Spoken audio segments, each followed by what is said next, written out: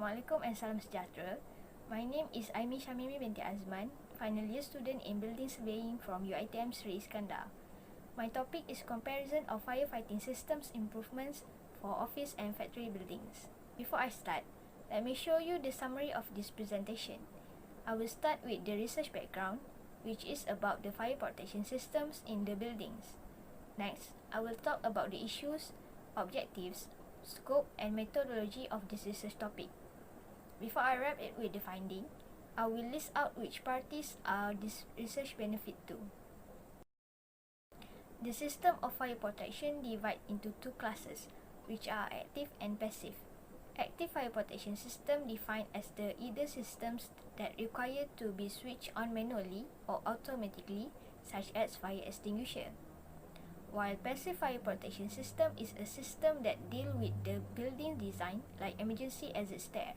Active and passive fire protection systems used to be mentioned in controlling the fire in the buildings. This study was conducted to explore fire protection systems used in office and factory buildings. Next, there are three issues highlighted in this research topic.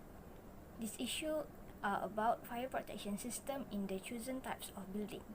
Besides, the aftercare of the fire protection systems installed in the building and why there are fire protection systems installed in certain types of building. This will lead to research objectives. There are three main goals of this research topic: to identify the fire protection systems used in the office and factory buildings, to identify the maintenance services of fire protection system in the office and factory buildings, and to analyze the comparison of fire protection system used in the office and factory buildings. This study will focus on office and factory type of buildings. The office and factory buildings are randomly selected in Peninsular Malaysia, such as office in Shah Alam. There are no specific criteria of the case studies were set. The next scope of study is related with active and passive fire protection systems in office and factory buildings.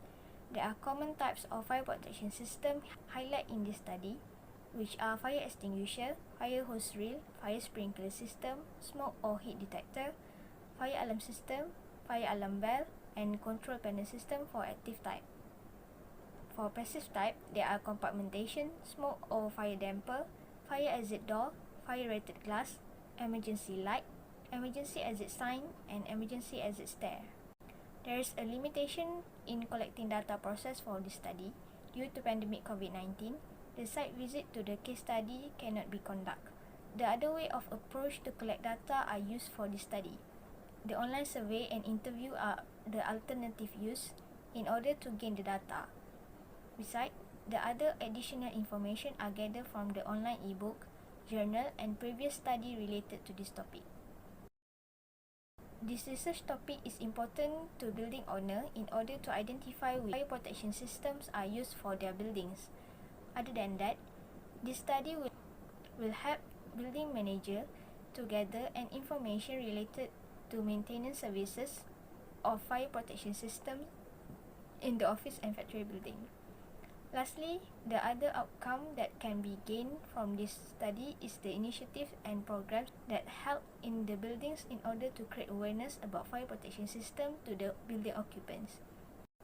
The first section being analyzed is to explore the case study building profiles to understand further on the building history, changes made, and demographic of building managers in order to understand any possible relationship.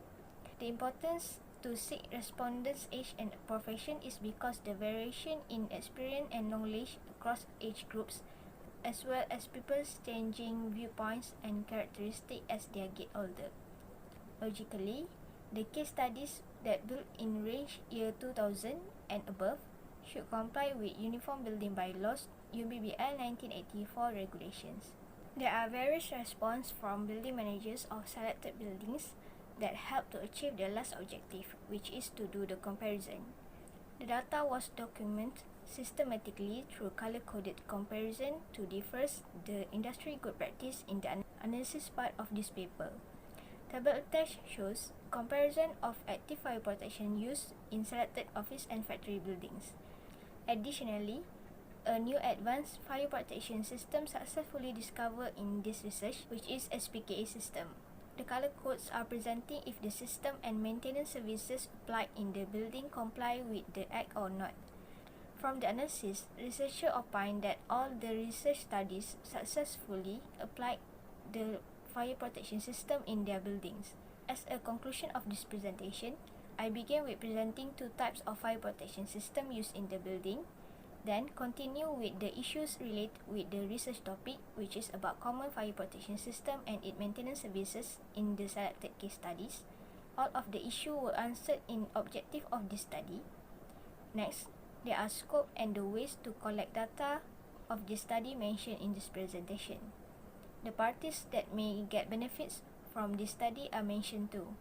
And finally, there are analysis of finding for this research topic which generate in table form. That's all from me. Thank you.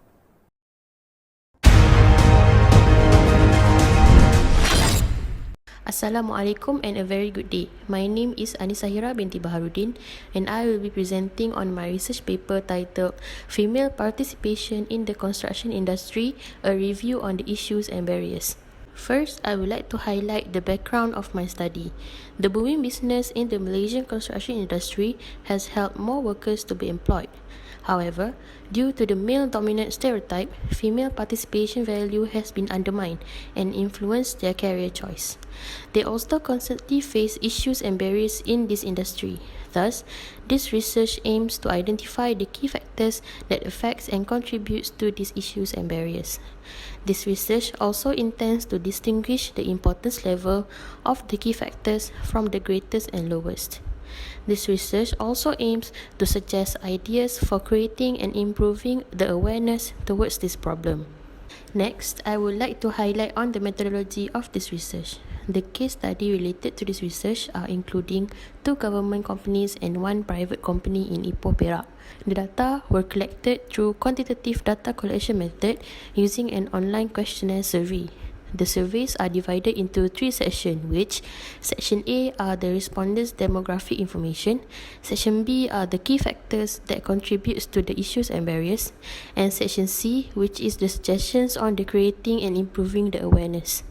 The total number of respondents were 87, and the period of distribution were from 23rd June to 23rd of July 2021. Next is the analysis and findings. First, I would like to highlight on Section A, the respondents' demographic information. First is the age of respondents. The highest percentage is from the age 35 to 39 years old, while the lowest is from the age 25 to 29 years old. Next is gender. Female was seen to answer the online surveys more than men. Next, most of the respondents' marital status are single rather than married. The highest percentage of the level of education was bachelor's degree, while the lowest was high school diploma. The position with the highest number were engineers, while the lowest number were project managers. Most of the respondents has a working experience of more than 10 years. Next is Section B, Key Factors and their importance level. The key factors are listed based on their importance level from greatest to lowest using their mean scores. The highest mean score was 4.52 with the key factor of lack of job opportunity. Most of the respondents agree that women are difficult to be employed in the industry, thus lessens the chances in female participation. The lowest mean score are 3.29 with the key factor low education.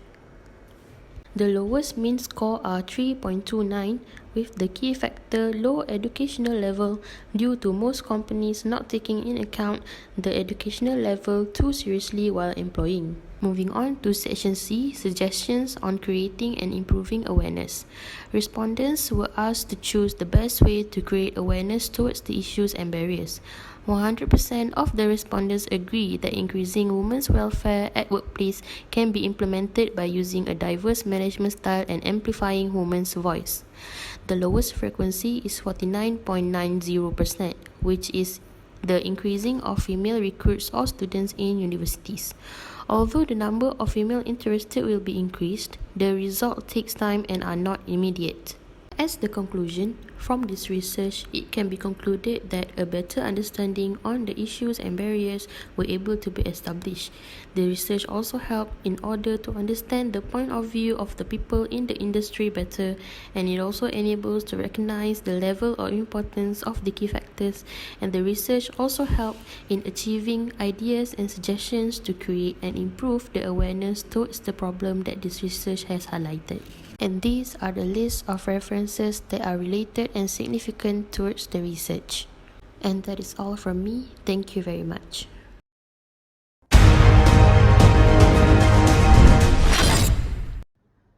Hi, Assalamualaikum warahmatullahi wabarakatuh. My name is Muhammad Nazmi bin Zulkifli from University Technology Mara, Seri Iskandar Campus. My research title is Maintenance Management Deficiencies of Fire Preventive Equipment at Tahfiz Center in Kelantan. Introduction. In Malaysia, the Islamic-based education system is a process of preparing oneself to become a preacher, tabiah or ulama. Any Tahfiz center is run by the government, federal or state, while other schools are run by private organizations. Each building must be equipped with a fire prevention system equipment to prevent and protect the occupant in the event of fire.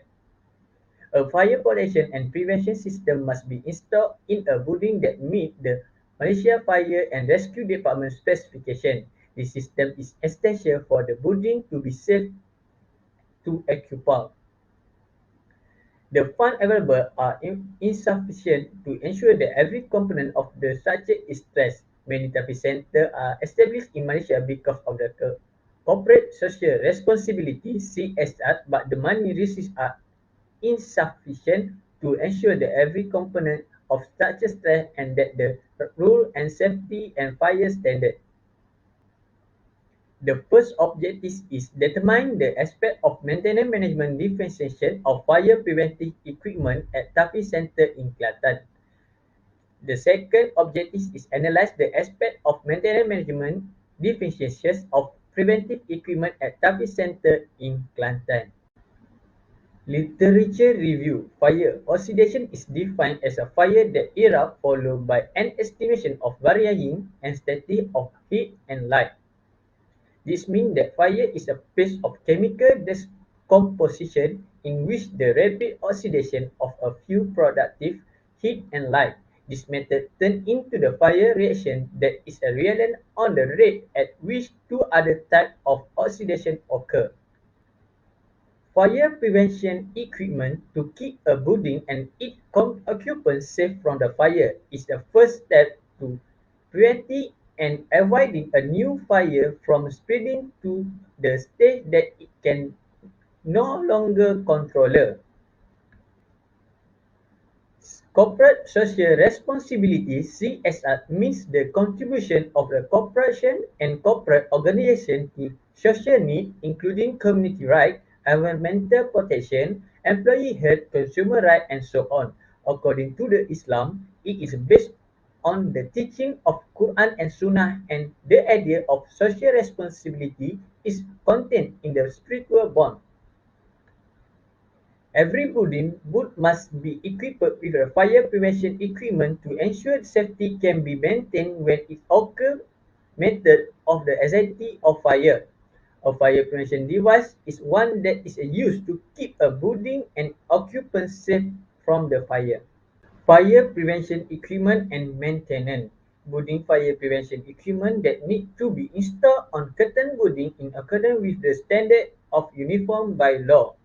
Maintenance of fire prevention equipment is essential to ensure the system works correctly in the case an emergency. This maintenance work is performed on regular basis and each fire prevention equipment will be expert. Maintenance of fire prevention equipment must follow specification and work procedure that have been established based on the type of equipment curtain. Any damaged equipment will be replaced and equipment replacement will also be done if the equipment is unable to function when beyond its lifespan. This research used a method from the Onion research adapted by the Sounder et al. Therefore, the research section of the primary study contained in the chapter managed in a research approach, research strategy, choice, time horizon, and technique and procedure. To better understanding for this research, the researcher adapt research onion metric by the summer at all reference points. This metric serves as a basic from this chapter and will be used to guide the research selection process. For the research approach, I use inductive. For the research strategy, I use case study. For the research choice, I use mono method. For the time horizon, I use cross-sectional. For the technique and procedure, I use data collection and data analysis. Analysis and finding. The most important aspects are insufficient financial resources, limited knowledge of the importance of fire prevention equipment, and unsystematic management system. Based on the response provided by respondents during the interview, the analysis of the research conduct has successfully determined all the experiences by the Tahfiz Center that are important level in reducing fire. The Tahfiz Center seek their own fund in maintaining the equipment of fire preventive equipment to be alert in the event of a fire. If the financial resources are not enough, it will causes the maintenance work cannot be done properly. This will help the cause of great outbreak if every piece of the prevention system is taken care of and regularly performed.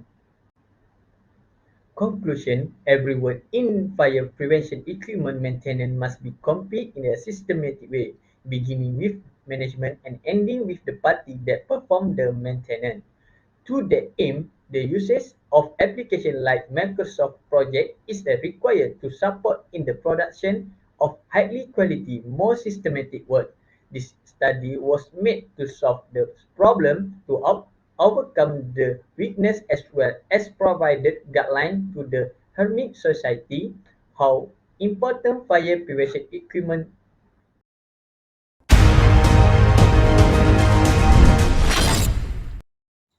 Assalamualaikum warahmatullahi wabarakatuh. My name is Nur Nazia binti Badrul Hisham, and today I'm going to present my topic, which is determining the best practice of mitigating the sick building syndrome issues in UiTM libraries in Kelantan. The background of this research originally come from the idea of the people that are spending most of their time in a building until building have problem has become more significant nowadays. One of the common building health problems that are not so popular among the society is sick building syndrome, or better known in its short form, which is SBS. According to Nafati et al. 2014, up to 30% of the buildings in the world are sick and have been giving an unnoticed impact to the building user. For the problem statement of my research, all of us are aware that library has been a favorite spot to the students and lecturers to do readings or making research due to its tranquility ambience and the abundance of resources. But however, this has led to work-related discomfort that has been sparking the interest from many researchers. The work-related discomfort or any syndrome that are faced by the library user are often mistaken as a kind of common flu or a kind of allergies, and they are also never aware that this condition is caused by the sick building syndrome. So this research have three objectives. The first objective is to identify the common causes of sick building syndrome in the library. The second objective is to identify the awareness level of UiTM staff and students towards sick building syndrome issue in UiTM. And the third objective is to determine the best practice of mitigating the SBS issue in UiTM library in Kelantan.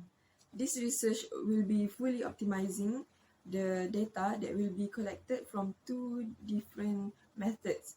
The first data or the primary data will begin from the 200 set of questionnaire that will be distributed in two campuses in Kelantan, which is in Machang and in Kota Baru. The questionnaire will be answered by the UiTM library staff, the maintenance staff, and the students itself. And the secondary data will be collected from the desktop study from the precedent cases. This research will be giving a big significance to the library user as it can raise awareness and educate the user about seat building syndrome and how it will affect the user. And secondly, it will help the maintenance management of library in UiTM to improve their current knowledge on SBS issue and they are aware of the severity of its impact to the library users. And lastly, it can help to increase the productivity rate of the students and library staff. The findings of this research has shown that there are two different opinions on the common causes of SBS from the perspective of the librarian and the maintenance and the library maintenance team on this issue. So for UiTM Machang, they stated that the ventilation deficiency issue, airborne dust, relative humidity and lighting are the common causes for this SBS. And while for the UiTM Kota Baru, they stated that the ventilation deficiency issue, airborne dust and the relative humidity or the vapor content are the contributing factor for this SBS issue. So for the findings of awareness level on the SBS issue among the student and librarian staff in the two different campus, we can see that there are mixed variety of percentage that were shown in the slide. I can conclude that the awareness level among the students in both campus are relatively low as they are never aware about this SBS issue, while for the librarian staff in UiTM Machang and Kota Baru, even though their percentage is not too high, but at least they have an exposure towards this issue. The two campuses have been giving two different types of mitigation method to reduce this SBS occurrence. So for the UiTM Machang, they have proposed to provide a special room for printing and copying, and this can prevent chemical contamination in the air, and this can reduce the noise coming from the printing machine. And for UiTM Kota Baru, they have proposed to carry out a prompt spring cleaning in once a month to maintain their healthy indoor air. This action were proposed due to its location of UiTM Kota Baru that are near to a busy road that is located in the city of Kota Baru.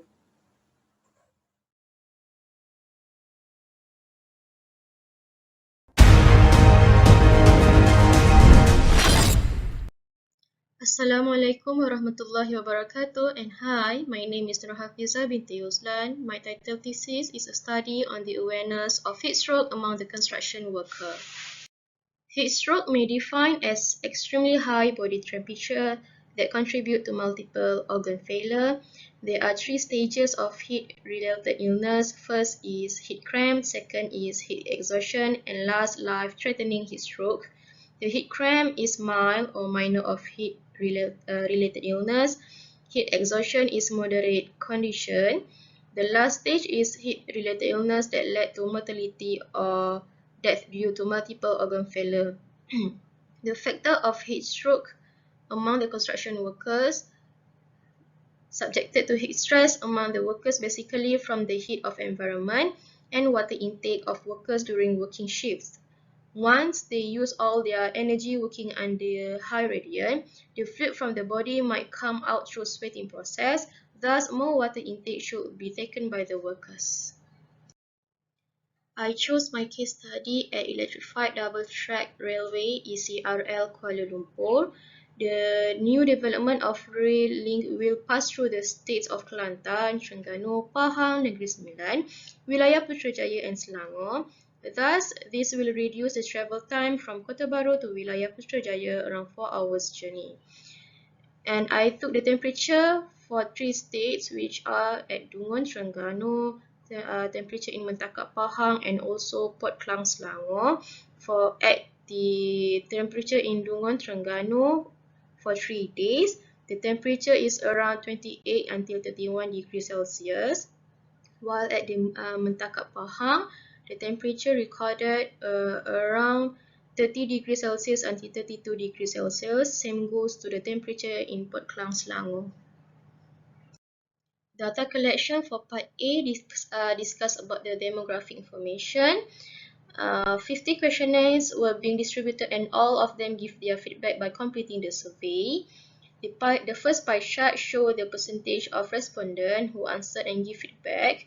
The highest percentage is 42%, about 21 respondents aged 20 until 30 years old, while the second highest percentage is 20% and the least percentage is 2%, which are 2% of respondents of the age of 59-year-old and retired respectively. The second pie chart is about scope of work of respondents.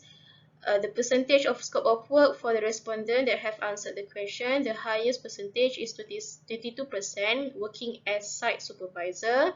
The least percentage is 2% with many different scopes of work, which are architect, director, and finance. And the last figure is about health problem of the respondents.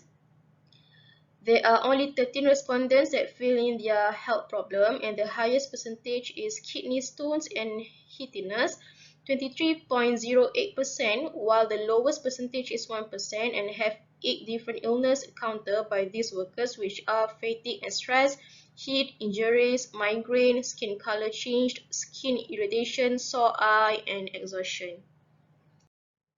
Data collection part B.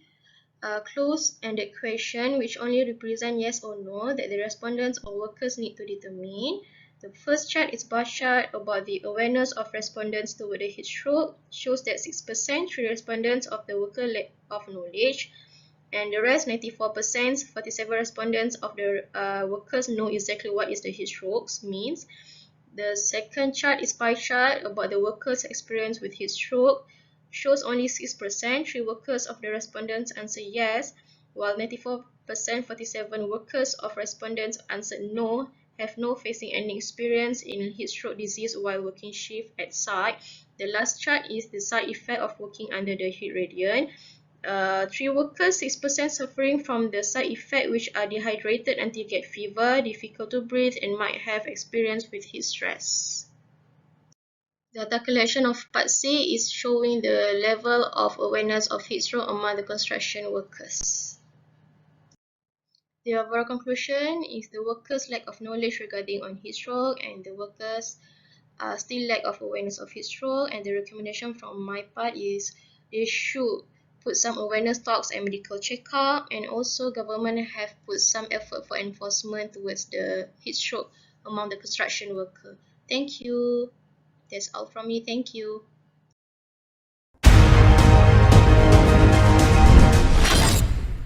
Assalamualaikum, I'm Sabrina, brought with a topic, a study on occupants' awareness towards energy efficiency of Petronas East Coast Regional Office. So this is the outline for my presentation today, comprises of introduction, literature review, methodology, discussion and findings, conclusion, and also references. Energy efficiency criteria become widely implemented in every office building, whether it is certified or non-certified. However, there are also a lot of office buildings that are not particular in energy efficiency. Although the contribution of contamination effects by office building is minor, it is still one of the contributor sector on gas emission and increase of global warming. As we know, the interpretation of green building is in terms of the efficiency. There will be a main factor that shows the result of green building efficiency. It is the problem, which the level of awareness among occupants will cause higher energy consumption than non-certified buildings. This then brought the issue. According to Kim and Kim 2020, even though the employees were aware of the fact that the building were designed based on the concept of sustainability energy efficiency, there was a large difference in awareness according to the type of green building technology. Then, this shows the lack of users' knowledge. It is explained the usage of energy without the proper ethics is also become the issue. And last one is according to Amanjaya 2015, Malaysia still lacks a comprehensive energy efficiency approach for residents of green office buildings. By doing this research, the aim is to determine awareness of occupants on energy efficiency criteria in Petronas East Coast Regional Office. Besides, the main objective have been set up for a better result for the study. There are 2 objectives that need to be achieved. One is to identify the energy efficiency criteria, and the other one is to determine awareness of occupants on energy efficiency criteria in office building. In 2009, in this context of energy efficiency, the implementation based on design, commissioning, verification, and maintenance. Energy efficiency are also more to be classified as energy savings. The efficiency of energy will be determined by the indication of power units. According to the study of Abu Bakar 2015, the energy efficiency has been explained regarding the indicator which could show the energy consumption based on the ratio of the result of performance and usage energy. In context energy efficiency, there are three energy efficiency criteria, which is design criteria. The energy efficient design implements the usage of the building where it is crucial to be emphasized, and the second is commissioning criteria. It is approach reduce consumption of energy by ensuring technology and equipment in a building are properly built and operate.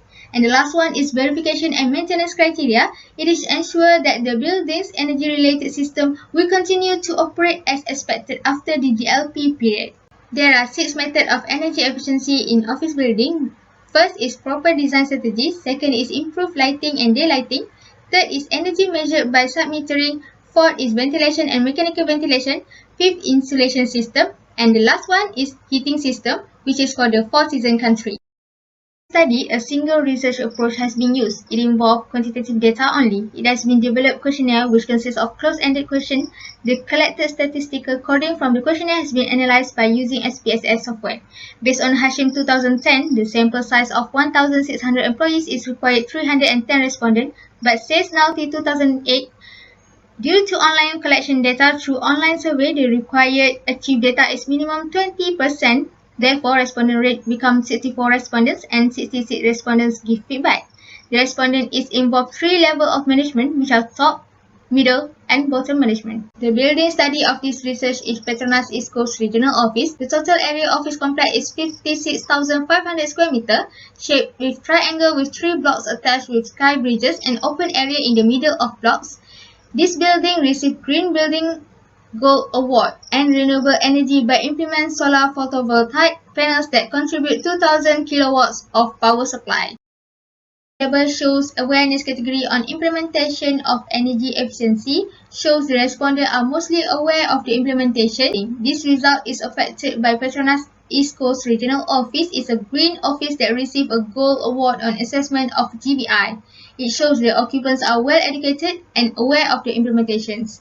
The bar graph shows a major awareness category that has been agreed by the occupant is awareness on factor affecting energy efficiency, where the improper behavior of occupants will reduce the energy efficiency. Occupants also agree with the method of energy efficiency in this office building, which this analysis proved that the design of Petronas East Coast Regional Office with most of building envelope is made of glass, which enhance the daylight to penetrate and reduce the consumption of lighting system. The occupants only have moderate knowledge with all the details related to energy efficiency. Finally, for the conclusion, the finding shows the respondents are fully aware with the energy efficiency on this building. This is because the background of occupant is well educated and the building itself achieved the Gold Award of Green Building, which ensures the occupants are fully aware. For the recommendation of research, the building management team who is handle the green technology in this building need to carry out some seminar every 6 months regarding the energy consumption and target of energy efficiency that need to be achieved. And here is my references.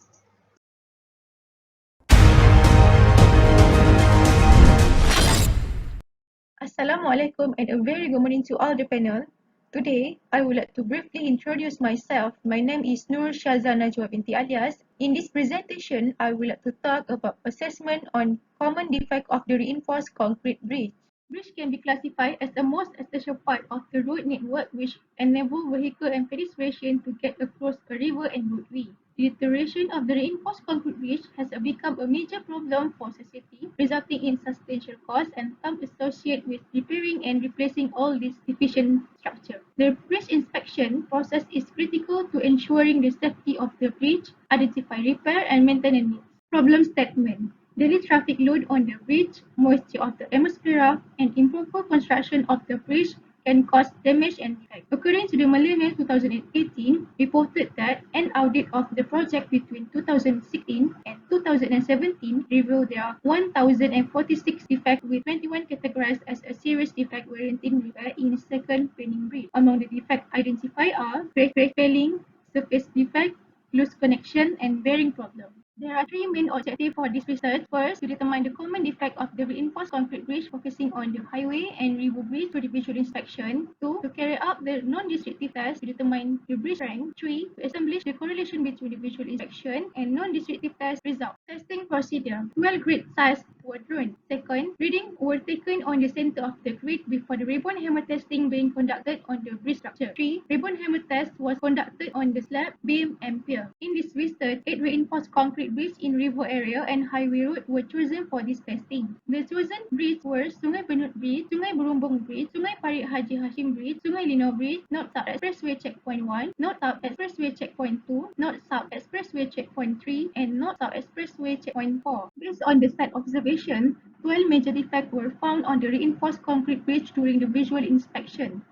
The problem of the reinforced concrete members such as concrete spalling, vegetation growth, concrete crack, scar failure and erosion, honeycomb, plastic shrinkage, delamination, excessive vibration, hydraulic problem, concrete deterioration, and abnormal movement. From the figures, it can be seen that the quality of the concrete surface for ribbon hammers does not really tend to change in a specific strength, which categorized in a very good concrete strength and hard for each component. While for the visual inspection, it shown that the most of the bridge or RC beam are categorized in rating 1 for each defect. As for the Sungai Lino bridge or RC beam has a highest numbers of rating, represent bad condition and present of visible sign of defect in beam structure, which categorized as rating 4. For the ribbon hammer result from Sungai Lino bridge shown that the concrete strength on the beam is 68 Newton per millimeter square, which indicate a very good and hard layer surface, and the standard deviation range about plus minus 1.34 to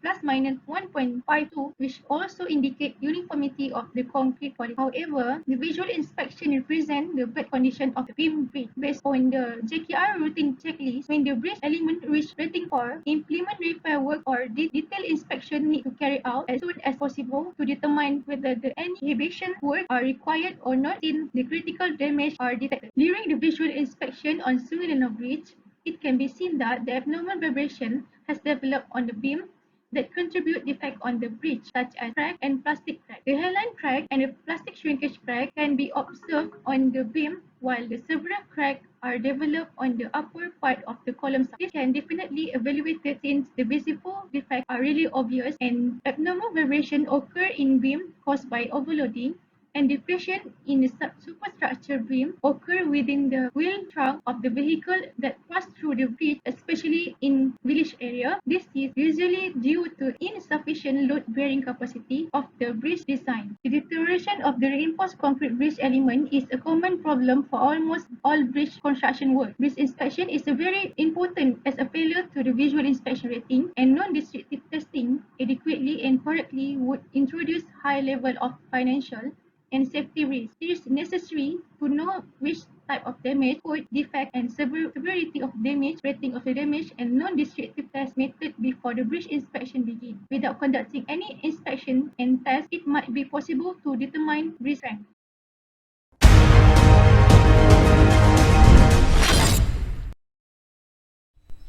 Assalamualaikum and selamat sejahtera. My name is Muhammad Aizat Fasdani bin Muhammad Yusof from Department of Estate Management, which will be the one who presenting on this research with the topic of millennial housing affordability issues in Selangor.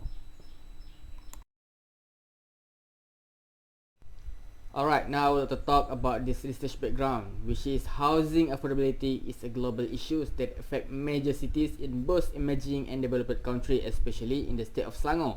The primary drivers are rising income growth and urbanization, which is being fueled by the better work facilities in the cities and also lead to the increase of the property overhang. There have been concern that millennials or young households may be unable to buy a home as housing price and cost of living continues to rise. Therefore, Malaysia's government has established numerous programs in order to assist Malaysians in purchasing their own home, and all of this matter has contributed to the issues of the housing affordability crisis. Regarding on the previous matter, the issue have been found clearly due to the rise of the house price become the reason why younger generation having problems to buy a house. Despite on the initiative done by the governments, there are still issues on the affordability to own a house among the millennials, as the issues are primarily economic, social and also political in nature. Therefore, I am now come up with this objective to continue the research because of the rising issues. The main aim for this study is to examine the housing affordability problems among the millennials in Selangor in order to critically understand the problems and to make recommendations on the role of the state and policy measures for solving the problems. The purpose is supported by two objectives, which are to identify the home affordability issues which affecting millennials and to discuss the emerging policies and schemes formulated to address this problem.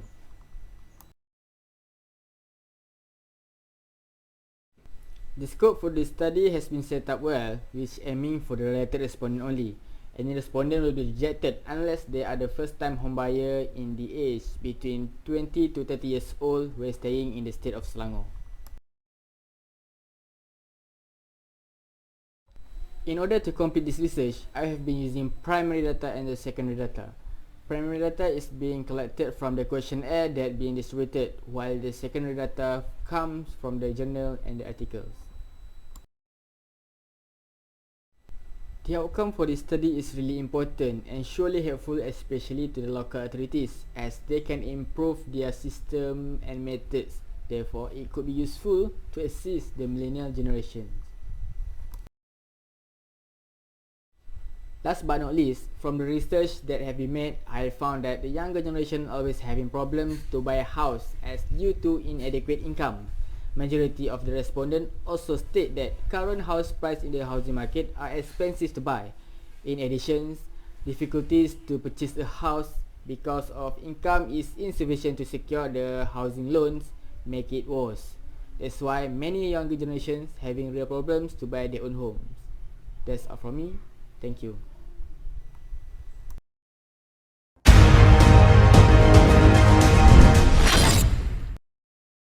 Assalamualaikum and salam sejahtera.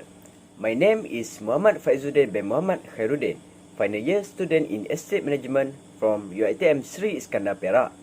My topic is a study on the factor that contribute to the high cost of low-cost housing construction in Kelantan. Home is one of the basic human needs. Home is a place that is not only that protect for individual living outside of the physical environment, it is also important as a place for privacy, tranquility, a place to relax, and family activities. Therefore, each individual is usually determined to have their own home for the needs of the family. Unfortunately, not many people have the opportunity to buy house due to various problems and obstacles, whether direct or indirect. This is because home prices are so high that they burden low and middle income consumers.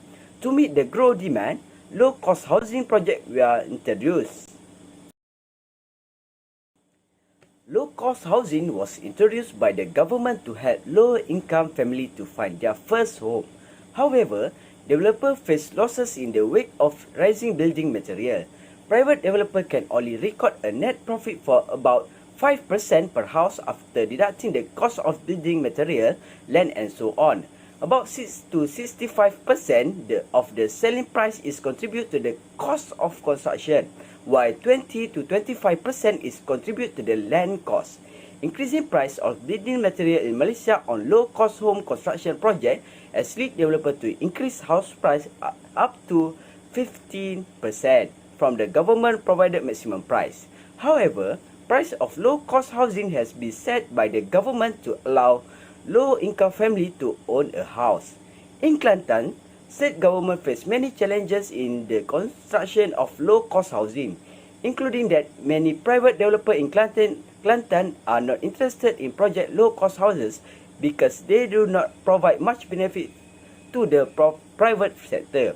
To facing this challenge, Kelantan state government has put in place various strategies including setting new sale price for low-cost housing to attract more housing developers in Kelantan to build low-cost houses.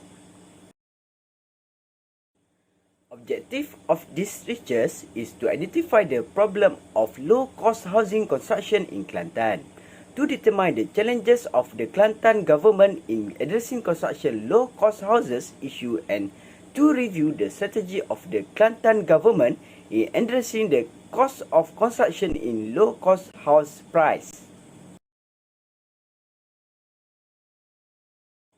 The scope of this study covers low-cost housing project in Kelantan, especially at Kota Baru.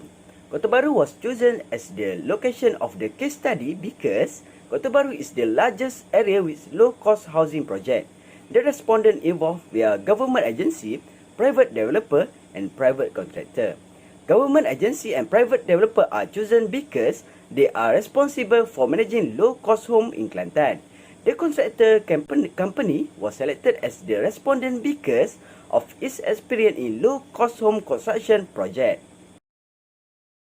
A literature review was conducted to obtain secondary data that supported this research. To achieve the objective of the study, qualitative method we are used as a primary data collection of this study. The primary data we are obtained by interviewing several respondents per representative of government agency, private developer, and private contractor related to low-cost housing construction in Kelantan. This research is very important for the study of low-cost housing construction in Kelantan. The importance of this research is important for private developer low-cost housing in identify the real problem of low-cost home construction, and measures to overcome excessive construction costs can be identified. Other than that, to understand that current situation of the strategy used by private developer to handle the problem with the cost of construction low-cost property in the case study area. The finding from this research, we find that the problem related to the construction of low-cost housing. The problem are rising price in building material, increasing in labor wages, increasing in land price, and expensive in cost of machinery or cost of equipment.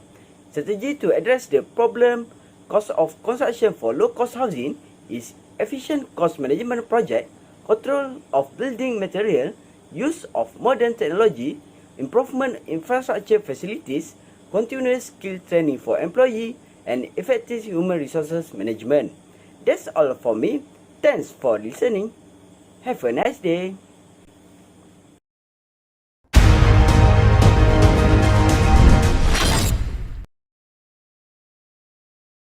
Assalamualaikum. My name is Muhammad Syam Bibi Shamsuri. I am a final year student of degree in estate management. My today's topic is about the occupant satisfaction on the effectiveness of public building maintenance services, it is a case study in University Teknologi Maraseri Iskandar and Perak Tengah District Council MDPT in Perak. As for the introduction, based on the British Standard Definition of Building Services, it is the combination of all technical and associated actions carried out to retain an item in or restore it to an acceptable condition in which it can perform its required function, where it mostly translates towards the well-being of keeping and maintaining the building to function at its best performance. All buildings require appropriate maintenance services, with an understanding of building maintenance is essential, particularly during the diagnostic and building analysis process. All buildings should be well maintained to sustain the quality of the maintenance services and buildings' good level of functioning. As for the research background, maintenance services are multiple work involved as to keep a facility or building operational and comfortable for its users. Cleaning common areas, removing trash on a regular basis, and repairing and replacing damaged items are all parts of building maintenance. The satisfaction of occupants toward the maintenance is very important as it is to help improve how the best service from the provider is defined. Certain concerns need to be investigated in the context of Malaysian public building maintenance service effectiveness as to determine how effective the building maintenance management handle the public building facilities. As for the research issues, there are multiple complaints in the media research literature over how public buildings are not operating in an optimally operable condition. This is because the factors leading to the poor maintenance services that affect the building performance problems are due to the structure of the maintenance organization on taking complaints into account. Malaysia's property maintenance is often a planning matter rather than a preventive act. In other words, building maintenance currently serves as a tactical standpoint after the issue arises, not as a strategic act to be regularly done to prevent it from being an issue. As for the research objective, first is to determine the effectiveness of Malaysia's public building maintenance services, and secondly is to rank the Malaysia's public building maintenance services by most effectively maintained. For the research scope, this research is generally to determine the effectiveness of Malaysia public building maintenance services by ranking the most effectively maintained based on the occupant satisfaction in Perak Tengah, Malaysia. The chosen public buildings are Faculty of Architecture, Planning and Surveying, University Teknologi Mara, Perak Branch Seri Iskandar Campus, and the Development and Planning Department, Perak Tengah District Council MDPT Building. The respondents are made up of the occupants of the public building, such as employees, students, and public involved. As for the research methodology, the research used both primary data and secondary data using the relevant literature review and the interviewing the occupants involved. The finalized questionnaire received is approximately 150 respondents. This research used the Likert scale in a 5-point scale and one opinion open-ended question. As for the importance of the research, first is to understand the comfort level and enjoyment of building occupants in connection to the internal environment of the public building. And secondly, the occupants' responses and opinion toward the maintenance services play an important role as it helps to improve how to achieve the effectiveness in conducting maintenance services. As for the research findings, the researcher has found that first is the majority of public building occupants are satisfied with the repair and replacement maintenance services that been provided. Secondly, the majority of respondent issues and complaints regarding the buildings are concerning the maintenance works efficiency. This demonstrates that the government maintenance methods are typically more focused on planning than on preventive maintenance. Given that the majority of the opinions obtained concern the lateness of maintenance repairs in the event of damage rather than the effectiveness of the maintenance work performed, we can conclude that the case studies government maintenance practices are competent. So that is all for me. Thank you.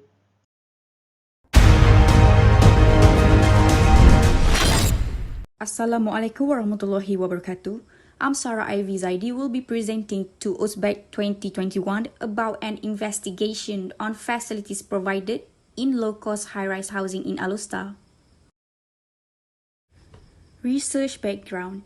Facilities is something designed, built, installed into a building or places that have structure. It is not uncommon for a building management to face the issue regarding facilities, especially in low-cost high-rise housing, particularly in the common area due to the frequency of how much the facilities being used every single day. According to the International Facilities Management Association, the greater gain of appreciation for what the facilities manage and the typical daily challenges. As for building well-designed and managed workplace improve the condition of the facilities, which lead to the improvement in terms of financial outcome, where the better condition of the facilities, the lesser the maintenance works to be given to the defect part of the building, hence improving the condition and prolong the lifespan of the facilities. Research issue. In Malaysia, development in prioritization in improving the quality of life as well as contribute to caring society. However, the management of housing, especially low-cost housing, arises due to internal and external factors such as functionality and the condition of the facilities, which either happen due to the lack of facilities provided, nor the external factor like vandalism. Furthermore, Vandalism has become an issue due to the condition of the safety measure. The inadequate facilities are arguably the reason why some of the housing schemes are more desired and has demand compared to the area that do not offer the services. For example, CCTV system. The lack of security camera could risk the residents who live in the housing area are exposed to crimes such as vandalism and burglary. Besides, elevator breakdown, insufficient parking, lack of signage, cleanliness, and garbage management also become the problem in functionality and accessibility of the facilities provided in the low-cost high-rise residential building. Research objective: to identify the current condition of the facilities that are being provided in the low-cost high-rise housing. Second, to give suggestions and recommendations on improving the facilities in the low-cost high-rise residential building. Scope of study: the scope of this research highlights on the investigation of the current condition regarding facilities provided in the low-cost high-rise housing in Alustar, Kedah. There are 5 different low-cost high-rise buildings under Majlis Bandaraya Alustar that have been selected, will be chosen to be inspected and observed based on the facilities checklist regulated by Jabatan Perancangan Bandar dan Desa Negeri Kedah, JPBD. India Garis Panduan Perancangan Rumah Aman Makmur Kedah berbilang tingkat. Research methodology: primary data is an observation technique to investigate the current condition of the facilities. Observation are research method where researchers observe the first-hand circumstances of matter while uncover the behavior and condition. For the secondary data are data collected from the previous study or research, such as journal, publication, and government document. Importance of research: first, to identify the current condition of the facilities that provided by the state government. Second, to suggest recommendations on the improvement of the current facilities provided in low-cost high-rise housing. The third one is to ensure that the resident will enjoy the functional facilities to the fullest, as it can serve its purpose.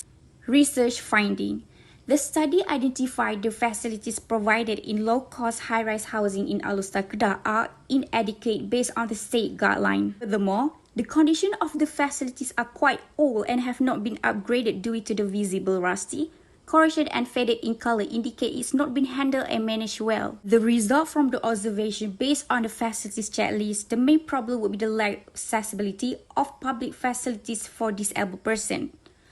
Not all flats have been provided with management office, insufficient security, to the point that the resident install metal cage motorcycle parking to protect their motorcycle or property, which also lead to the vandalism since no evidence could be used to find the culprit due to the lack of CCTV, and all playground in the mentioned housing are dangerous to be used. Ultimately, proactive action from joint management body needs to be executed to improve the current condition of the facilities in common area, as well as to overcome this issue in order to ensure the residents' safety and they enjoy the functional facilities provided to the fullest. Thank you so much for your interest and attention.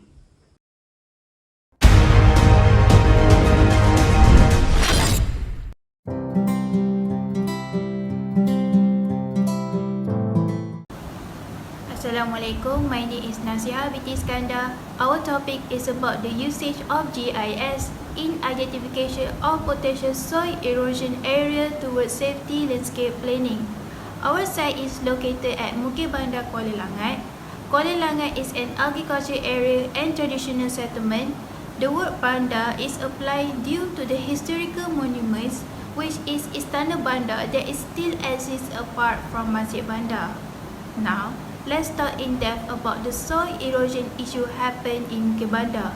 Soil erosion happen because of the loss of soil structure, wind flow, poor internal drainage, salinization and soil acidity. It also can be happen due to the leaching of uncontrolled agriculture management, which could lead to soil contamination and depletion of soil fertility.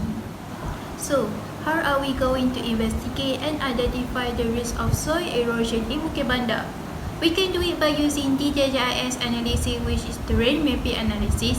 For our group, we are using 4 different types of GIS analysis, which are TIN, Digital Elevation Model DEM, Slope Percentage, and 3D DDM. TIN is used to derive slope, aspect, elevation, contour lines, and hill shape. TEM is used to represent the earth topography and also to derive the topography attribute. Moreover, slope precipitate is used to calculate the area and measuring the angle between topography, and 3DM is used to represent the elevation data terrain in 3D view. Our objective for our group project is we want to identify the area of soil erosion occurs in Bukit Bandar by using the slope tool to derive the slope. Next, we want to identify the potential of erosion might be occurs and can be generated by overlapping slope map and layers. Assalamualaikum, my name is Aina Nasuha. Based on the previous issue that have been explained by Nasiha, we have identified the potential of soil erosion that can occur in Mukim Bandar by using tin, DEM, 3DM, slope, and last but not least, slope percentage. As for the result from the analysis, the first one is TRN analysis.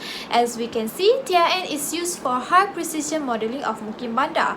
It allows the calculations of pandimetric area, surface and volume. This map shows that Kampung Sawah, Kampung Air Tawar, Sungai Ingat dan Kampung Bandar are the high risk area which are near to the low point surface. Second one is TM analysis. It represents a continuous surface that referencing a surface of Mukim Bandar. Dark thick color represent a high point of the area that are likely to be mount area, while light teal color is representing as a low point that are likely to be watershed area or low ground area. The third one is 3D-DM. 3D-DM is used to visualize the digital topographic surface of Mukim Bandar in perspective. The high potential of soil erosion are likely to occur at low point area, which are at Langat River and residential area.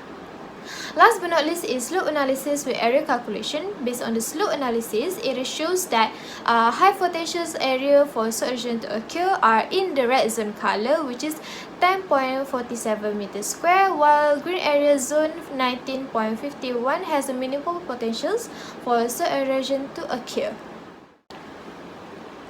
The red area indicate the steepness of slope that are highly can cause soil erosions, which are Langat River and residential area. This area need to take a serious measure to prevent it before happen. While the green area indicate to the flattest slope that are safe from soil erosions, which are the agriculture area. Many approaches can be used to prevent this event from happening. One of them is geo-erosion control, soil conservation method, biosphere, and many more. In conclusion, soil erosion models are easy to interpret physically, involve few resources, and may be worked out with readily available input to pinpoint location at high risk of erosions. The study demonstrates that GIS is a valuable tool in assessing soil erosions and assisting the estimations of erosion loss 10.47 meters square in Mukim Bandar. The project finding can aid in developments of management scenarios and give policymakers which option to prioritizing soil erosion concern in the most efficient way possible.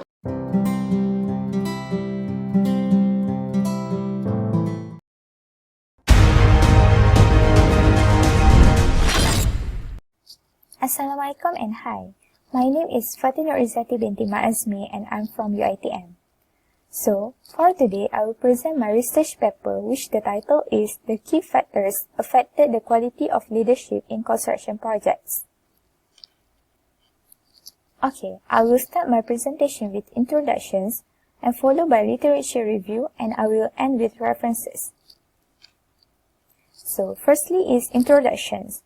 Construction industry is the fastest growing industry in the Malaysia, and it had contributed to the economic growth of the country because its demands depends on the increasing of the growing economy. This industry has evolved by multivarious disciplines that will lead by one leader in order to make sure the progress of the constructions being smoothest. Therefore, the quality of leadership is an important thing that every leader needs to have in handling construction projects in order to enhance the construction productivity. This is because, according to Norman and Hunt 2010 in their previous study has found that leader with a poor leadership quality will contribute to 67% of the project failure. Next is literature review. There are 21 factors that affected to the leadership quality. but only top 13 factors that have been chosen and stated in the questionnaire, as it has frequency more than 3. Next is methodology. There are 4 stages, which are Stage 1, Stage 2, which is data collections, Stage 3, data analysis, and the last stage is writing report. Okay, here is the strategy that I'm used to choose my sample in this research. There is about 2,325 populations. Then, I'm only choose 613 contractor that has PPK, SPKK, and also STB certification. From 613 contractor, the number has been reduced to 200, as only 200 contractor that has experienced more than 20 years in the construction industry. But, however, only 158 contractors are active. Next is analysis and discussions. The highest factor that have been chosen by the respondent is good in solving problems and making decisions, with the mean 3.77. Bengal 2013 has stated that the decision-making skill is important, as almost every day project leader will make a decisions and the result from the decisions will influence and give impact toward the successfulness of the construction project and also the project team. This statement has been strengthened as the factor was the top 3 factors that have been chosen by the respondent. Next, the second highest factor that have been chosen by the respondent is having good communication skill with a mean 3.72. This actually parallel with Zakaria et al. 2015 in their previous study has found that communication skill is one of the basic skills that project leader need to have, as through it, the leader can listen, persuade, and understand what others mean by their behavior. Next is conclusions. It can be summarized that leadership is an important characteristic for a project leader in the managing construction project, as lack of leadership skill can stimulate to many problems such as cost overrun, project delay, and also safety problems. Therefore, this research hopefully not only could help the contractor contemplate and implement worthwhile improvement for the successful construction project in the future, but also can be a reference for the academic institutions, as it recommended that the institution begin developing leadership education. Next, lastly is my references that I'm used for this presentation today. And that's all from me. Thank you.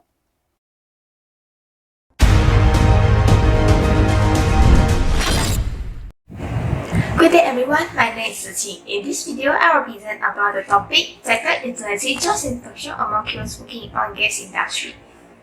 Based on the table shown, it can be shown that there is dynamic change in QS profession. QS have diversified their role into the oil and gas sector. Expertise of QS in contract and also cost management enable them to expand their role into this industry, which enable them to become an important player. Hence, job satisfaction is important to retain QS, since oil and gas sector contribute largely to the Malaysia economy. The issue arise here is that 90% of senior human resources claim that oil and gas industry face shortage crisis in retaining employees. Next, 24% of oil and gas professionals are unhappy and also unproductive. Thirdly, the turnover intention among professionals in oil and gas industry is gradually discovered over the time. Lastly, there is no study about the job satisfaction of QS working in oil and gas sector yet. Hence, the research objective is to identify the factors influencing job satisfaction of QS working in oil and gas industry, and also to determine the level of job satisfaction among working QS working in oil and gas industry. The research methodology applied is qualitative method, which is semi-structured interview is conducted. The interviewees for the study are focused on the professional with the QS educational background. The company respondents working for are focused on the major oil and gas company, fabricator company, and also engineering company. The content analysis method and also frequency distribution is applied for the objective one, and Likert scale analysis is applied for a second objective. Based on the background information, most of the respondents are related to the course as well as the contract, and mostly have experienced 11 years to 20 years in oil and gas industry. Findings for the objective 1 shows that there are several factors can affect job satisfaction of keywords working in oil and gas industry. The top ranked factors were the remuneration and opportunity, which both were mentioned by 10 respondents. The remuneration is the main motivational factor to work. For opportunity, most of the respondents are looking for the career advancement chances since more of them are very experienced in this industry. The ranking of the factors are then followed by the working relationship with the superior and also the working condition, nature of work, rewards, and reconnections. The finding for the objective 2 shows that their 10 respondents has high level of job satisfaction and their 4 respondents has moderate level of job satisfaction. Based on the mean value as shown in the figure, it was identified that the satisfaction level for the remuneration was very satisfied and satisfies for rest of the parameters. In conclusion, the most critical factors are the remuneration and also the opportunity. And there are 71% of respondents were having high level of satisfaction and there are 29% respondents were having moderate level of satisfaction. That's all for my presentation. Thank you for your kind attention.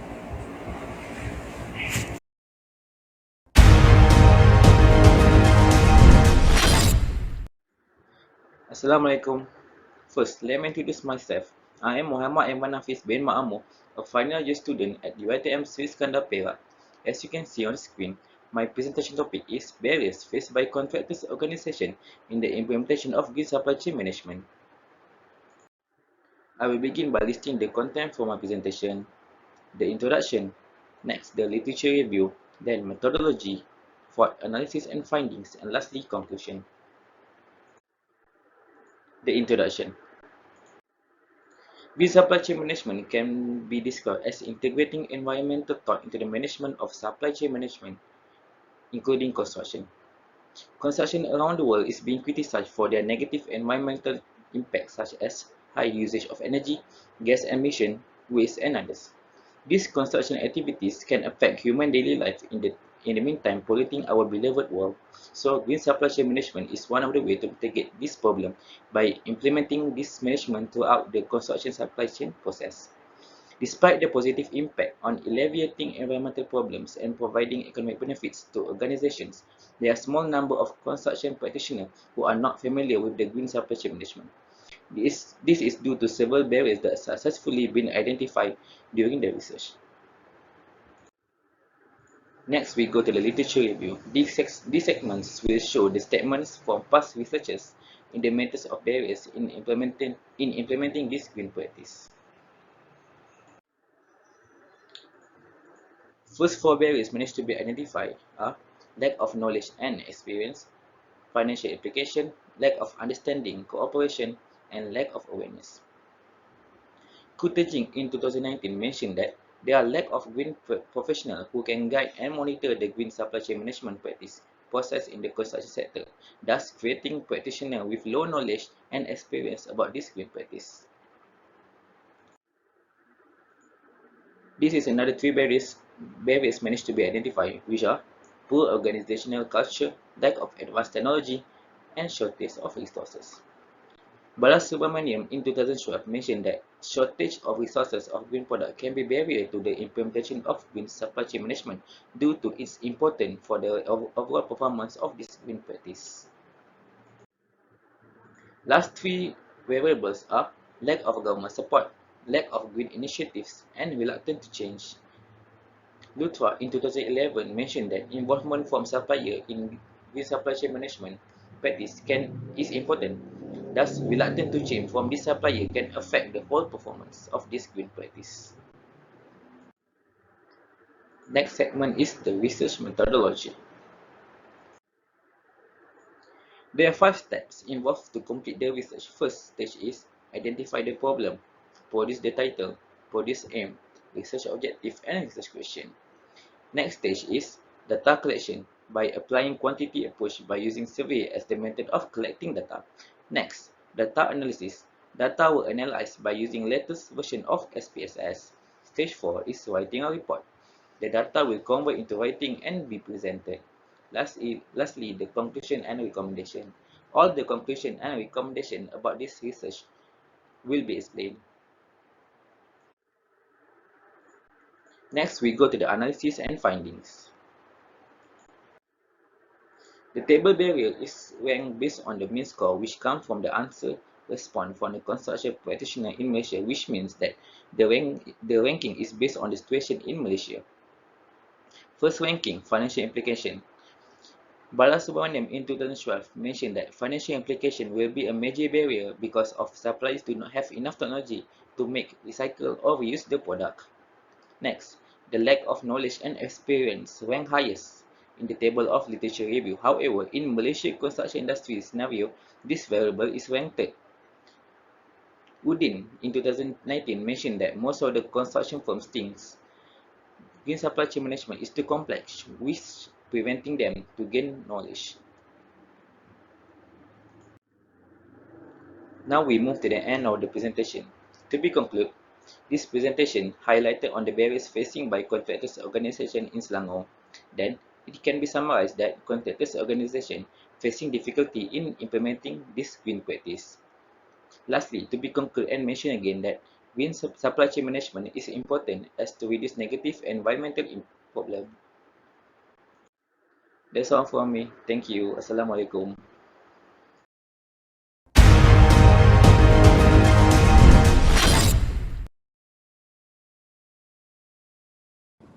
Hello, my name is Muhammad Hakim Rosdi. I am from UiTM Kota Samarahan, Sarawak. Today, I will be presenting about developing strategy for construction waste management in sustainable project. Aim of research. This research is an attempt to highlight the appropriate strategies of construction waste management in sustainable projects.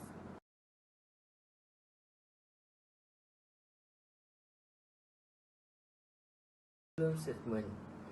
The first problem statement is the method of recycling waste was less effective. Recycling construction waste sound virtuous until it come to the method for recycling it.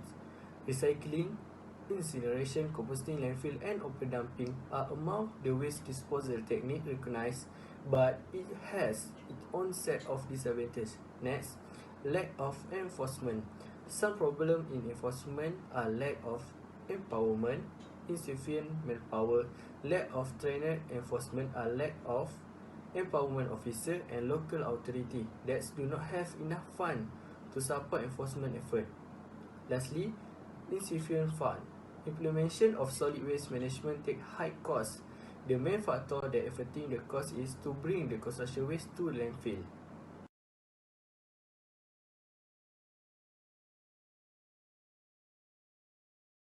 Next, research objective. Firstly, to investigate the current practice of waste management implementation in the sustainable project. Secondly, to determine challenges during the implementation of waste management in the sustainable project. Lastly, to recommend the appropriate strategies for the implementing waste management in sustainable project.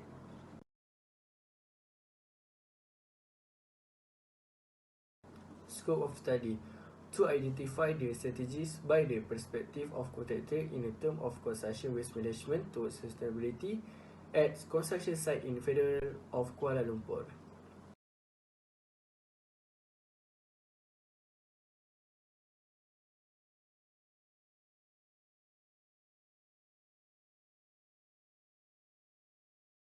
Firstly, by topic, developing strategy for construction waste management in sustainable project. Next, literary review. Next, objective, which is to investigate the current practice and to determine the challenges during the implementation of waste management and to recommend the appropriate strategies for implementing waste management. Next, to data collection method by use quantitative method and literary review. And next, data analysis, social statistic package system, SSPS, and lastly, report. Data analysis. For part A, demographic information. Number of respondents is 54. The highest company category for contractor is contractor class A with 22%, and the lowest company category for contractor is contractor class G 7%.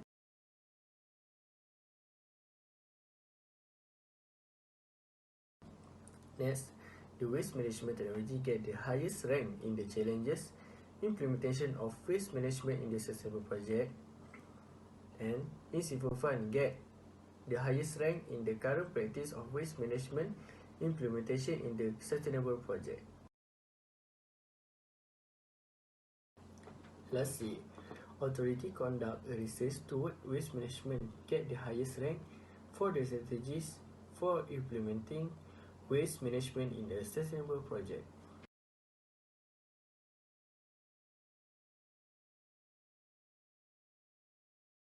Recommendation: Government should take a step towards increasing promotion for construction waste management as a part of industry need. The policymakers should extend the regulation for continuance of IBS roadmap for the contractor in both public and private projects. Lastly, Malaysia government need to look serious into the issue in improving the waste management technique cooperate with private industry sector.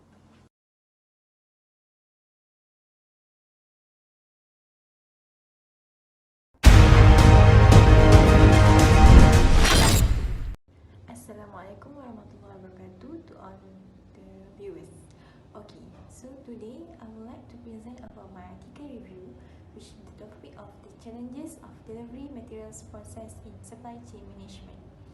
My name is Nur Farah binti Zainuddin.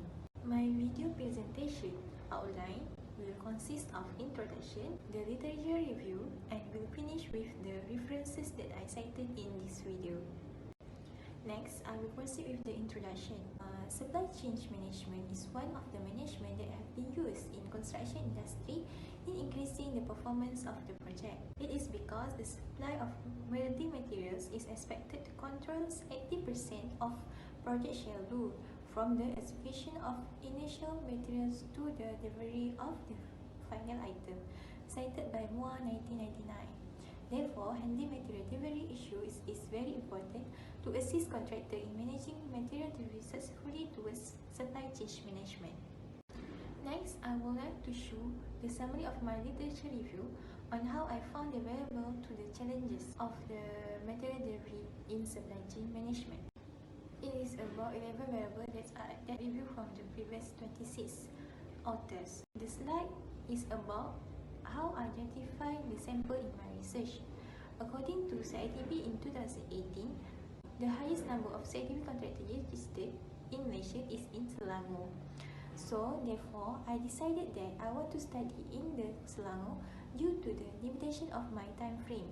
From that, I use a sampling method, which is simple random sampling, which the total population is in Selangor, with the total number 2,385. This is according to the number from CITB to show to all of you how I strategize the sample of my research. So, the first step, the registered contractor G7 in Selangor is 2,385 contractors. After that, the second stage to identify the sample in my study is contractor G7 only in Petaling, Selangor. Then, I simplified the data into the contractor that has certificate PPK, SPKK, and STB. From that, it has been shortlisted to 413. And the next one, my strategy to identify the sample that from 413, only 155 that experience more than 20 years based on the registration year of their business that I get from CITB. The last stage, the selected sample in my research is only 106. From the table, we know that material flow issues is the most frequent of the variable among 26 authors. So, it is agreed by Surveyor Supply Chain Integration 2000, reliable on-time deliveries have become important for success as supply chain integration. It is very important to assure on-time delivery, large inventory, and production capabilities where typically necessary. Thunberg et al. 2017 stated that many of the problems identified are likely to exist because of the lack of integration of the supply chain with the construction project process. It is parallel to the respondents' most answer agreed that material flow issues is one of the challenges. In conclusion, it can be said that supply chain management, especially in material delivery, is very important in order to ensuring the successful of construction project. It is because there are many challenges that are faced by contractors that are mentioned by researchers that can give bad impact to the project. Therefore, these research hopefully not only could help the contractor as a key player in construction industry to implement the strategies to enhance the contractor's supply chain management in relation to delivering material to the sites. Next, this is all the references that I used in this slide. That's all from me. Thank you for watching.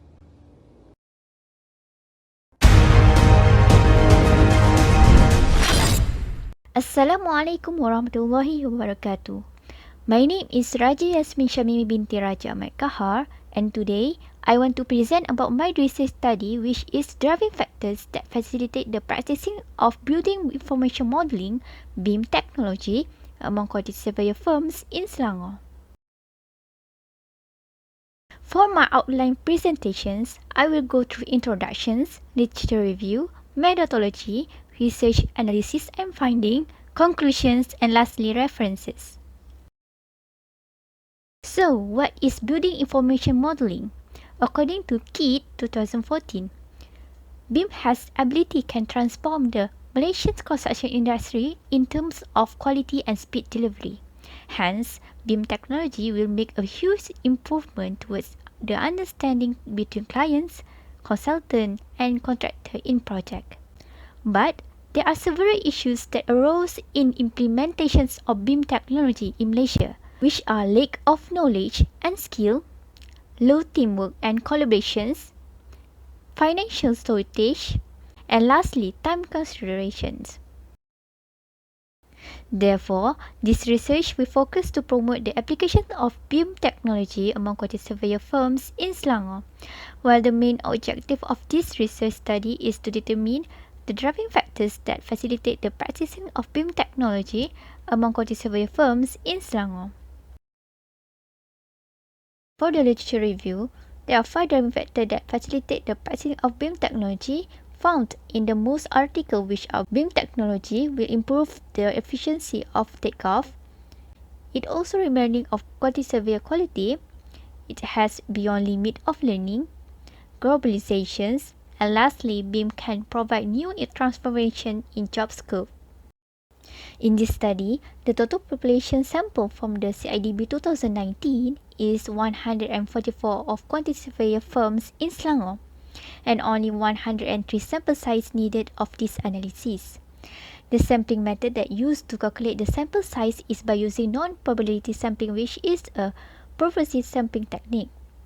Therefore, the result shows the researcher achieved 103 written questionnaire, which are 94% out of 110 questionnaires that have been distributed to the respondents, in which only 7 of questionnaires were not received by the researcher. This table shows 6 ranks of driving factors that facilitate the practicing of BIM technology among quantity surveyor firms in Selangor. The finding shows that the respondents mostly agree that BIM gives better data visualizations, accurate database, and data coordinations to facilitate quantity surveyor in practicing BIM technology. Then, for the lowest ranking, BIM can give an efficiency of takeoff calculation as cited by Bone and Prick 2012. For the conclusions, BIM technology benefits construction projects in many ways. The adoption of BIM technology will be a major advance in the construction sector, especially towards professionalism and organizational work structure. Hence, with the efforts of the government, BIM technology is expected to be used widely in the Malaysia construction project in the future. This is my references for this research study. And that's all from me. Thank you.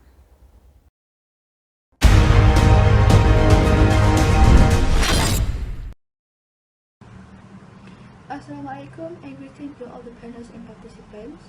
My name is Siti Arsha binti Muhammad Ilyas under supervision of Dr. Muhammad Azhar bin Azman. from UiTM Sarawak under Faculty of Architecture, Planning and Surveying. I am a bachelor student of Technical Surveying. I will present on my research study entitled Construction Labour Productivity Performance in Malaysia within the Industry Sectorial Analysis. Labour productivity is one of the key factors to a successful project because high LP makes the construction firms more competitive in time, price, and maintaining business opportunities. The LP remains as a focus area to improve the LP that are associated with the wage growth. The construction industry is fragmented with several sectors and subsectors, which are involved with different specialists in multiple processes that are needed for the proposed project to be successful. Besides, it is also segmented with different trades, locality, type of company, ownership, employment size, output size, fixed asset size, and women ownership. This whole segmentation makes the construction industry more unique. However, the Malaysian construction industry is known to have lack of productivity improvement over the year. The improvement of the productivity is still poor compared to other industries. However, it was reported that there is an increase of productivity between 2010 to 2016, but the changes are yet need to be identified in details. The studies are really focused on the managerial difficulties and constraints that can affect the construction productivity, but there is a limited studies that look at the industry characteristics and subsectors as the important factors. To relate with the issue that are highlighted on the research study, therefore, the research objective is to identify the changes in LP in the industry according to the industry characteristic and subsector. This research study adopts quantitative method as methodology framework. Data are collected from the DOSM economic census in 2010, 2012, 2013 and 2015 for every subsectors and industry characteristics. The output is adjusted to a common base year price indices on 2010 value. The TPI are collected from the JUBM Accredited Construction Cost Handbook. To find the LP, the updated output is divided with the number of labor, and to find the changes in LP, it is measured by dividing the current LP with the LP benchmark. To find the average, the LP is then analyzed by using the geometric mean. The figure shows the changes of LP for residential building, non-residential building, civil engineering and specialized construction activities. On average, there are 7% changes of LP in construction industry. Each subsector gains 8%, 8%, 50% and 5% respectively. Civil engineering has the highest LP, while specialized construction activity is the lowest one. Next, the table indicates with average, highest and lowest scores of industry characteristics. The result indicates that the East Malaysia and Northern region at West Malaysia have the lowest LP compared to Southern region at West Malaysia. In terms of labor status, individual proprietorship have the lowest LP than public limited company.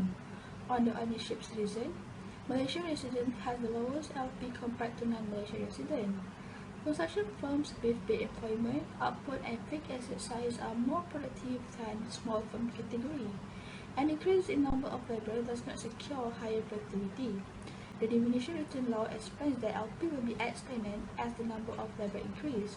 The study by Jonkins explains that the improvement of LP can be changed by the uses of technological advancement to minimize the workload and labor intensity. According to the research finding, it can be concluded that the research objective is achieved. The finding identified that the LP is improving, but however, the changes can be different. Civil engineering has the highest LP, followed by the non-residential building, residential building, and specialized construction activities. Meanwhile, big construction firms with limited public status, large workforce, high fixed capitals has the highest LP compared to smaller firms. That is all my presentation on my research study, and thank you.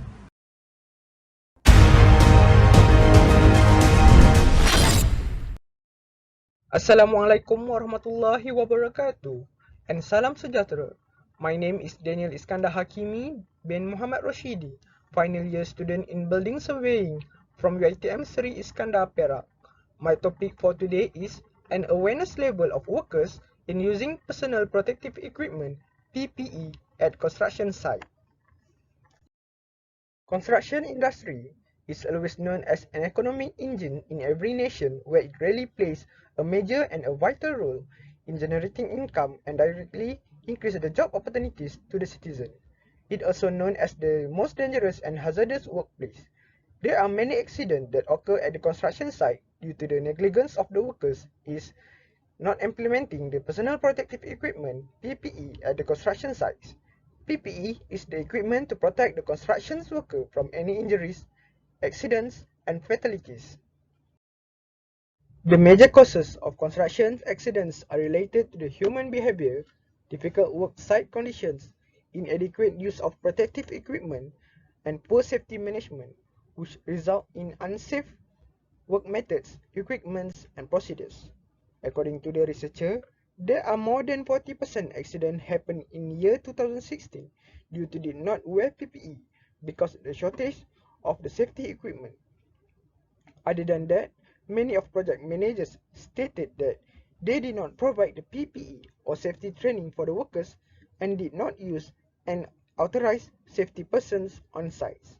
And other main causes of accidents are unsafe conditions and unsafe behaviors such as smoking at the workplace, improper use of the equipment, work without safety appliance, and not to use protective equipment, including being in unsafe area. Therefore, the implementation of PPE is very important to protect the workers from injuries, fatalities, and accidents. The objective of this research are to evaluate the awareness level of the workers regarding the personal protective equipment practice at the construction site, and to identify the challenges to practice the personal protective equipment at the construction site. Next, the scope of study will focus on the awareness level among the workers that involved in the construction industry, especially in Perak. I choose Perak as my case study because Perak is one of developing state, thus it will involve many people to take part in the construction industry. The respondents involved in this study were from government and the private sector. The quantitative analysis required the use of questionnaires as an instrument to collect the data for the research, and it has falls into the primary data collection where the data are originally collected by the researcher. The literature review was conducted to obtain secondary data to support this research, such as books, journals, articles, magazines, and newspapers. These research are important to identify the real challenges faced by the workers to practice PPE at the construction sites and to suggest the way to address the challenges that faced by the workers to practice the PPE at the construction site. The finding of this research, I find out there are challenges to practice the personal protective equipment at the construction site. The challenges are lack of supervision or enforcement of wearing PPE, lack of training provided regarding the functionality of the PPE, having negative perceptions that wearing PPE will cause an uncomfortable and suffer during the works. Lastly, the employer do not provide the sufficient PPE to the workers. Next, the suggestions to address the challenges to practice PPE are conduct a regular safety inspections at the site. Employers should provide the training and build effective learning environment to the workers. Conduct a toolbox talk frequently every morning. Employers should consult and cooperate with the safety and health representative and provide the proper PPE to the workers. That's all from me. Thank you for listening and lending me your time. Have a great day.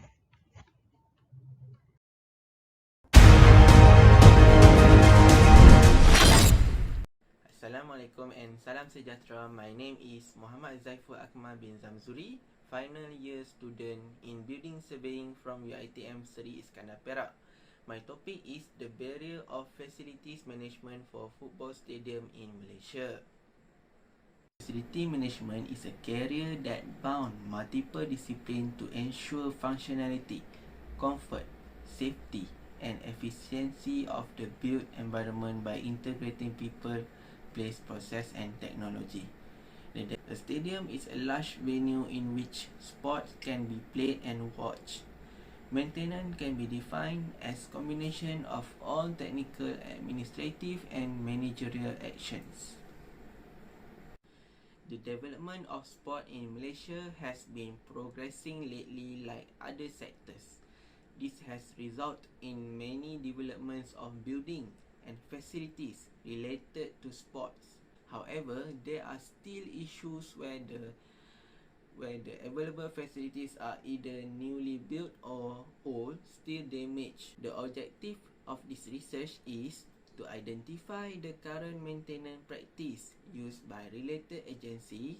Next, to identify the barrier of facilities management for football stadium in Malaysia. And lastly, to understand the maintenance practice on sport building in Malaysia.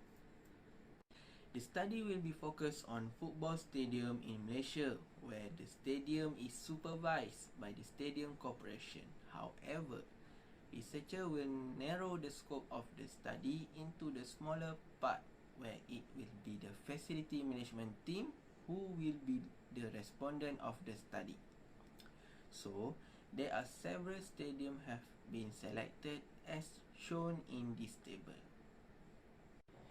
The aim of this study is to discover the issue and barrier faced by related agencies that manage football stadium in Malaysia. For this study, quantitative method has been used to achieve the research objective. The respondent of this research is the Facility Management Team of Stadium Corporation for Football Stadium. Questionnaire approach has been used to collect data and finding for the analysis, which include 3 sections in the questionnaire.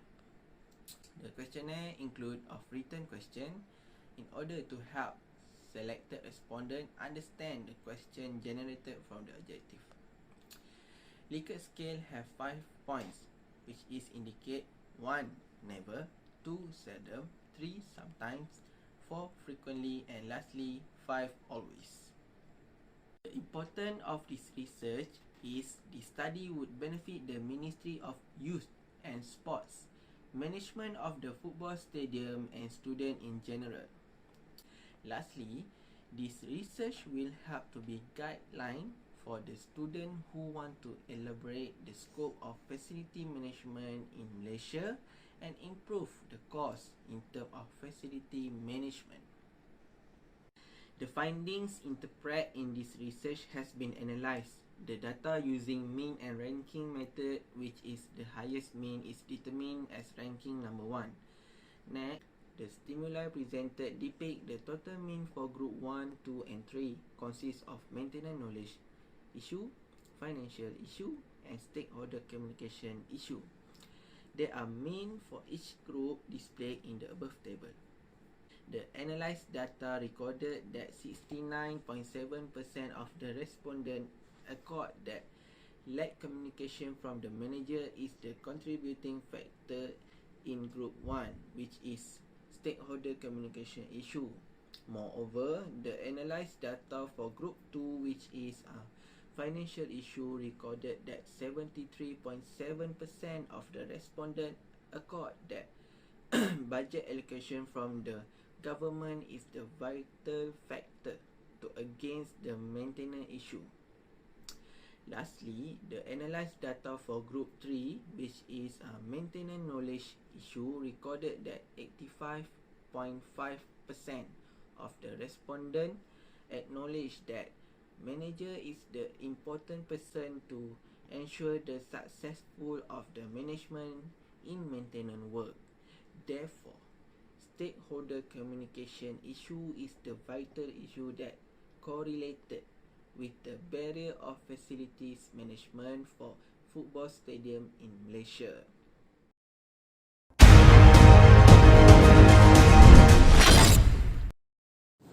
Hi, Assalamualaikum warahmatullahi wabarakatuh, and salam sejahtera be to all of you. So in this video, I'm going to explain to you about a study of customer satisfaction on facilities management at Amanjaya Mall in Sungai Petani, Kedah.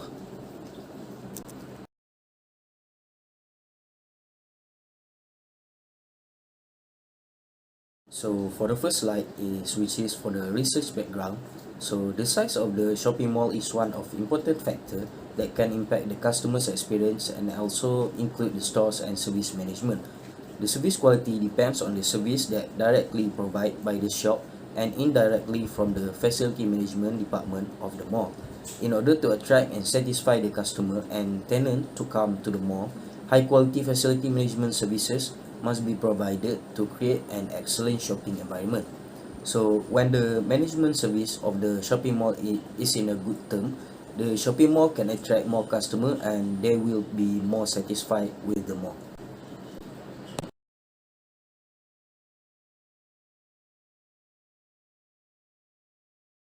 So next is for the research issue. So the key issue that is currently facing in facility management in Malaysia is the low service quality. If the facility management activities cannot be implemented on time, it will affect the effectiveness of facility management and the satisfaction customers towards the shopping mall. And when there is a problem with the service quality, it will give negative impact to the property price. Next is for the customer satisfaction can be one of the factor to be considered the success of shopping mall. It is necessary to determine the level of customer satisfaction with shopping malls and how facility management may offer value to shopping mall management. When the service quality is higher level of perceived, the customer satisfaction will also higher. When the service of the facility management is low, it will lead to the unsatisfactory of the customer. If the management of the mall is not good, the customer will not come to the mall and it will cause the loss of the shopping mall and the owner of the mall. It is also affecting the sale of the tenant and that rent a shop lot in the shopping mall.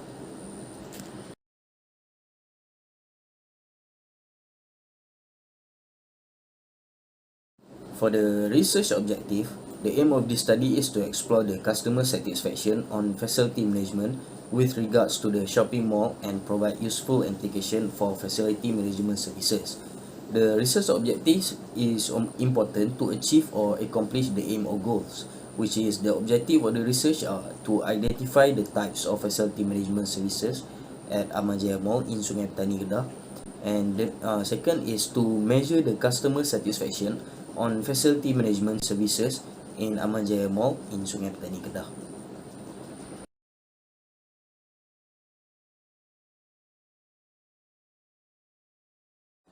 For the scope of study, this research will cover on the year 2021, which involved in facility management services. This research is focused on the commercial building, which is Amanjaya Mall, as a case study area. The sample of this research will only focus on the customers of the mall, and the customers will be given a questionnaire form to be answered. The questionnaire only valid for the customers of the mall and cannot be influenced by other information other than the chosen case study. For the research methodology, there are two types of the research methodology, which is primary data and secondary data. So the primary data is we can get by the interview or by using the questionnaire provided for the customer of the mall, and for the secondary data we can get it by the journal or the article review from the internet. Next is for the research significance. The research significance is for determining the party that will get the benefits from the study. It is also to know on how to get the benefits from the future findings of the study. And from this research, it attempts to give and provide more information to the public about the facility management service in the shopping mall, which is for the significance of practice. We have four types of significant of practice, which is facility management department, customers, tenant, and also owner. So for the significant for knowledge, we have two types, which is theoretical knowledge and further research. For the theoretical knowledge, the output will provide additional knowledge regarding the customer satisfaction on facility management. In addition, this research is providing additional knowledge in form of conceptual framework of the facility management services. For the further research, the research has limited scope for facility management in Amanjaya Mall in Sungai Petani only. Hence, this study may give better understanding and services towards the customer on the facility management services that provide in shopping mall.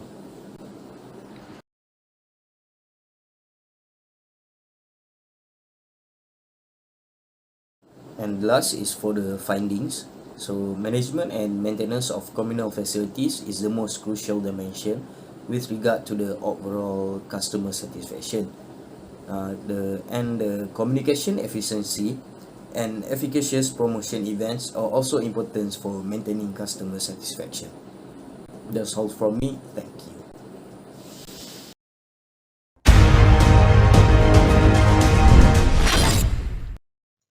Good day everyone, my name is Nuraini binti Kamarzaman from University Malaya.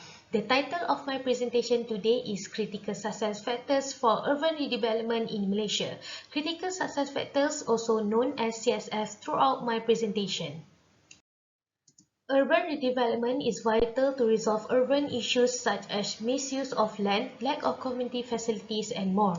From preliminary research, there is theoretical and practical gap on CSF related to urban redevelopment in Malaysia. Lack of knowledge on CSF for urban redevelopment can increase the risk of redevelopment failure. Hence, this research have provide knowledge and guidance that can help to ensure the success of urban redevelopment in Malaysia.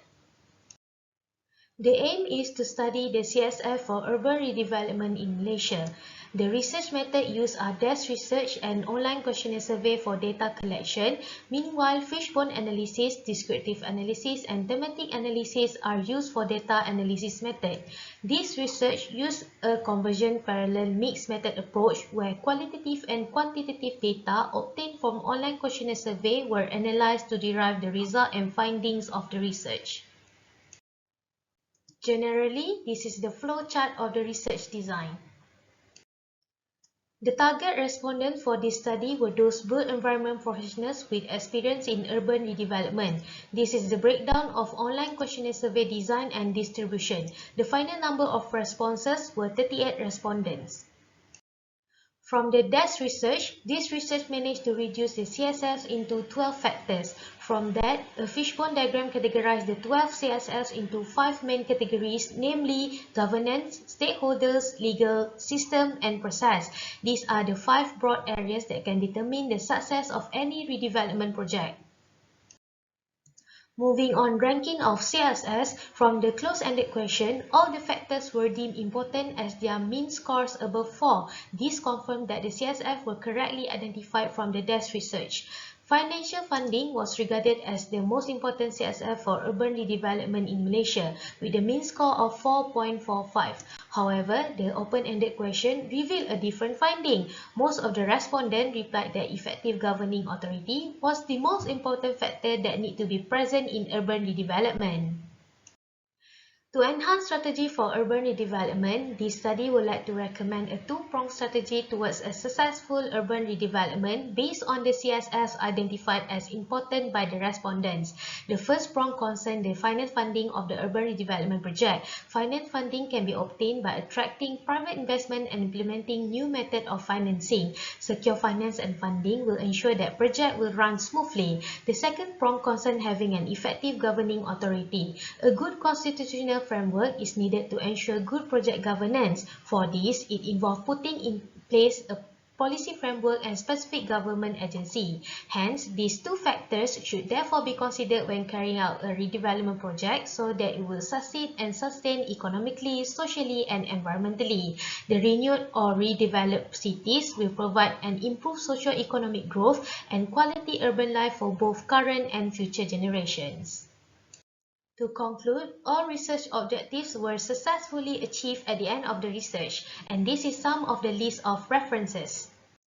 By that, I would like to thank you for focusing and listening to my presentation. Stay safe and have a nice day.